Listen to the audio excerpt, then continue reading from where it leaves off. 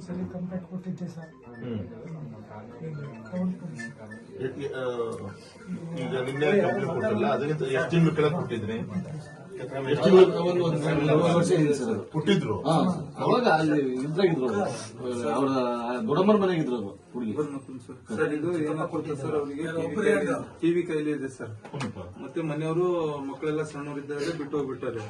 ಅವರಿಗೆ ಅವ್ರ ಜೀವನ ಅವ್ರು ನೋಡ್ಕೊಳ್ಳೋದೇ ಕಷ್ಟ ಇದೆ ಸರ್. ಹುಡುಗಿ 8ನೇ ತರಗತಿಗೆ ಸ್ಕೂಲ್ ಬಿಟ್ಲು, ಮನೆಗೆ ಇದ್ಲಲ್ಲ, ಹೋಟ್ಲ್ ಕಡೆ ಹೋಗ್ತಿದ್ರ.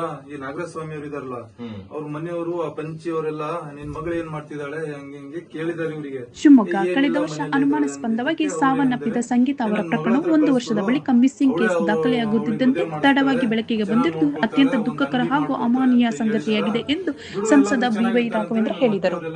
ಶಿಕಾರಿಪುರದಲ್ಲಿರುವ ಮೃತ ಸಂಗೀತ ಅವರ ನಿವಾಸಕ್ಕೆ ಸಂಸದರು ಭೇಟಿ ನೀಡಿ ತಂದೆ ಹಾಗೂ ಕುಟುಂಬದ ಸದಸ್ಯರಿಗೆ ಸಾಂತ್ವನ ಹೇಳಿ ಧೈರ್ಯ ತುಂಬಿದರು.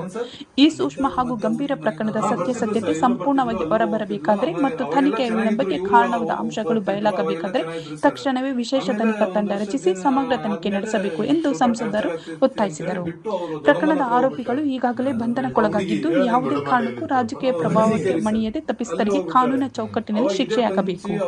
ಈ ಶೋಷಿತ ಕುಟುಂಬಕ್ಕೆ ನ್ಯಾಯ ಸಿಗುವವರೆಗೂ ನಮ್ಮ ಹೋರಾಟ ನಿಲ್ಲುವುದಿಲ್ಲ ಎಂದರು.